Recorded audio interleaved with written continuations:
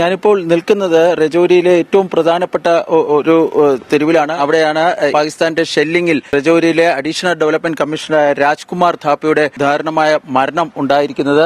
ഇതാണ് ജമ്മുവിലെ ഈ അഡീഷണൽ ഡെവലപ്മെന്റ് കമ്മീഷണറായ ഥാപ്പയുടെ വീട്. ഥാപ്പയുടെ ഔദ്യോഗിക വാഹനമാണ് നമ്മളിപ്പോൾ ഇവിടെ കാണുന്നത്. ഈ വാഹനത്തിൽ ഈ ഷെല്ലുകൾ തറച്ച് ഉണ്ടായിരിക്കുന്ന കേടുപാടുകളൊക്കെ നമുക്ക് കാണാം. ഇന്നലെ ഈ വാഹനത്തിലാണ് രാജ്കുമാർ ഥാപ്പ എന്ന രജൌരിയിലെ ഏറ്റവും ജനപ്രിയ ഉദ്യോഗസ്ഥരിൽ ഒരാൾ എന്ന് നാട്ടുകാർ വിശേഷിപ്പിക്കുന്ന ഥാപ്പ ഈ സഞ്ചരിച്ചിരുന്നത്.